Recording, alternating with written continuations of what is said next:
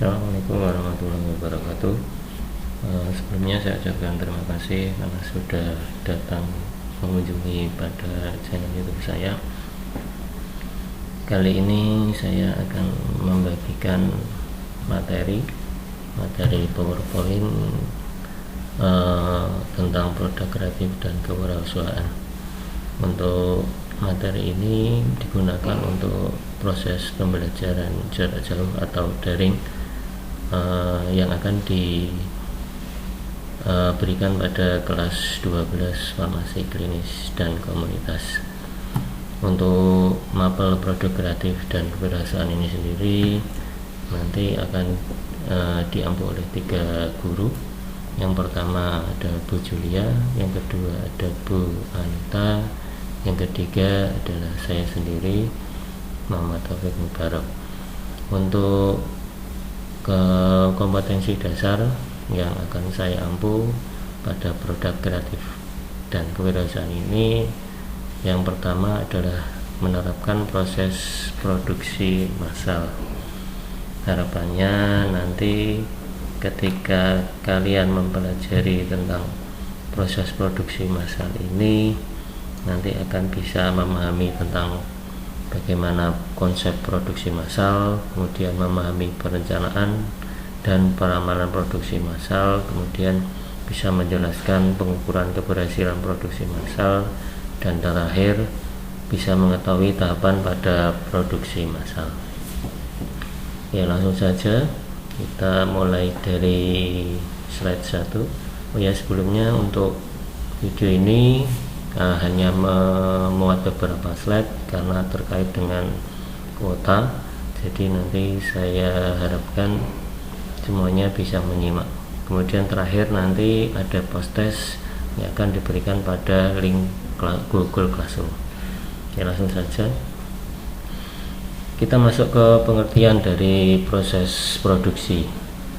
Apakah sih yang dimaksud dengan proses produksi? Di sini ada 2 pengertian. Yang pertama adalah proses produksi merupakan suatu kegiatan yang menggabungkan berbagai faktor produksi yang ada dalam upaya menciptakan suatu produk.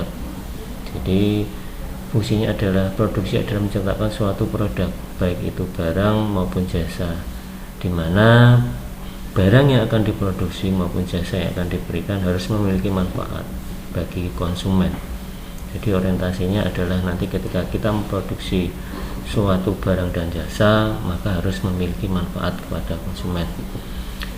Bisa juga proses produksi itu diartikan dengan sebagai suatu kegiatan mengolah bahan baku dan bahan pembantu dengan memanfaatkan peralatan sehingga menghasilkan suatu produk yang lebih bernilai dari bahan awalnya.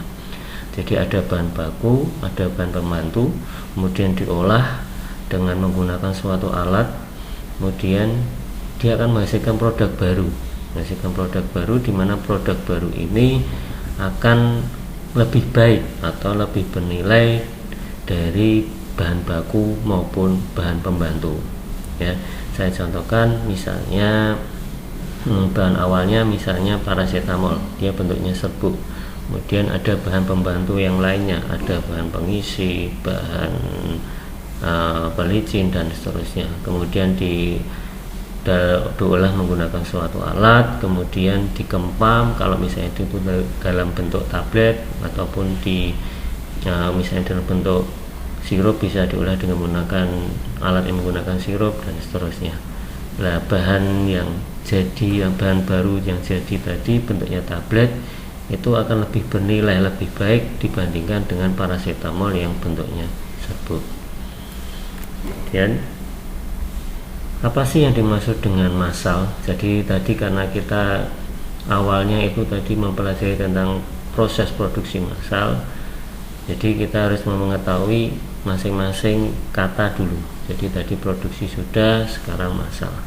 Massal adalah mengikut sertakan atau melibatkan banyak hal. Jadi yang namanya massal itu biasanya itu melibatkan banyak orang. Ya, misalnya ada demo massal, itu juga melibatkan banyak orang dan seterusnya. Kemudian ketika digabungkan, apa sih yang dimaksud dengan produksi massal?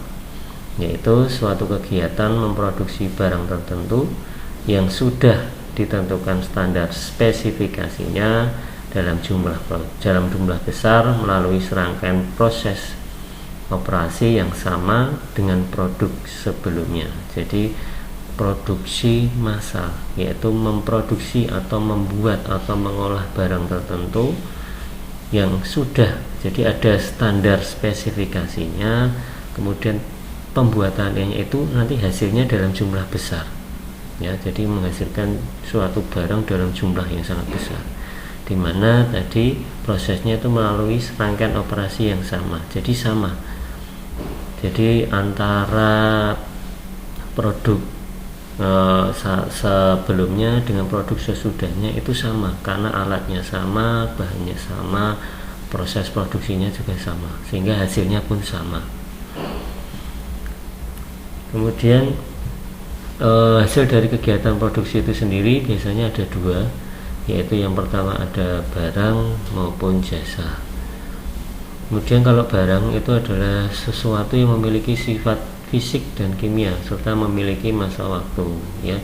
Contohnya misalnya ada tablet, ada sirup, ada kapsul, ya. Jadi itu bisa kita lihat, bisa kita pegang, bisa kita rasakan, itu namanya fisik. Kemudian ada sifat kimianya, nanti dia kalau misalnya ingin masuk ke dalam tubuh nanti dia bereaksi dan seterusnya, itu memiliki sifat kimia serta memiliki masa waktu, artinya ada waktu kadaluarsanya. Jadi tidak mungkin suatu obat itu tidak memiliki kadaluarsa, pasti memiliki waktu kadaluarsa.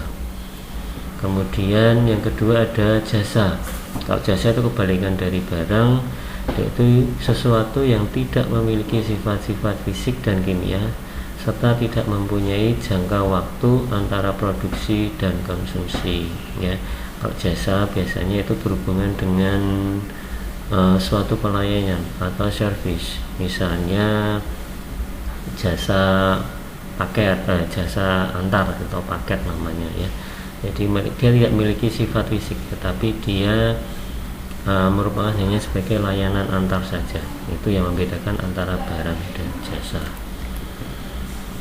Kemudian apa sih yang menjadi ciri-ciri produksi massal?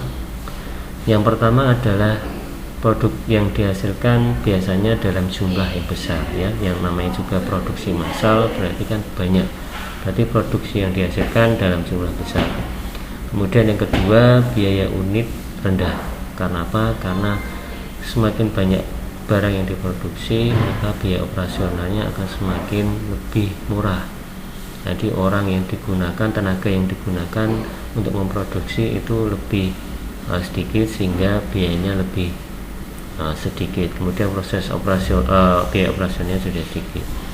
Kemudian yang ketiga, bertujuan menguasai pasar. Karena produksi massal biasanya barang yang diproduksi banyak, sehingga harapannya nanti pasar itu akan terpenuhi atau terbanjiri dengan barang atau jasa yang diproduksi tadi. Kemudian dijual di pasar bebas. Kemudian yang kelima, hampir tidak ada variasi produk, ya. Yang namanya produksi massal kan nggak mungkin kita produksi sedikit, misalnya produk satu jumlahnya 10 piece, bentuknya kotak, kemudian produksi 2, produksi 10 piece lagi, bentuknya bundar. Nah, itu tidak mungkin, itu namanya bukan produksi massal. Tetapi kalau produksi massal biasanya dalam ribuan, bahkan dalam sekian juta. Nah, itu nggak mungkin ada variasi produk. Kemudian yang kelima, harus ada stok untuk memenuhi kebutuhan pada saat masa tunggu. Kemudian bagaimana apabila terjadi kelebihan produk atau overproduction? Maka salah satu usahanya, biasanya perusahaan akan memaksa pasar dengan melakukan suatu promosi. Jadi dia meningkatkan proses promosinya. Kemudian yang kedua bisa juga dengan melakukan diskon. Kemudian yang ketiga bisa juga menawarkan suatu hadiah atau gift, ya, supaya nanti produknya cepat terserap. Ya, sama seperti ketika kita beli di online shop, misalnya ada diskon sekian persen, diskon sekian persen. Nah, itu fungsinya juga itu tadi, untuk mengurangi kelebihan produk yang berada di pasaran, sehingga ketika animo masyarakat, animo konsumen itu tertarik dengan diskon biasanya, justru jadi ketika tertarik dengan diskon maka akan merasa tertarik untuk membeli, sehingga barang yang ada di pasar itu akan berkurang. Kemudian apa sih yang menjadi kelebihan dan kekurangan produksi massal? Yang pertama, kelebihannya adalah hemat biaya, ya tadi, karena biaya proses produksinya rendah dan seterusnya, maka dia akan biayanya menghemat. Kemudian efisiensi waktu, ya jelas ketika satu produksi menghasilkan 1000 tablet misalnya, maka waktu yang diperlukan untuk produksi 1000 tablet itu akan lebih rendah atau lebih sedikit dibandingkan ketika kita memproduksi misalnya satu produksi 10 tablet, setiap 10 tablet kita butuh misalnya 4 jam. Nah, itu berapa banyak sendiri waktu yang diperlukan untuk memproduksi 1000 tablet ketika produksinya hanya 10 dibandingkan dengan ketika kita memproduksi 1000 tablet waktunya hanya 5 jam. Itu namanya efisiensi waktu.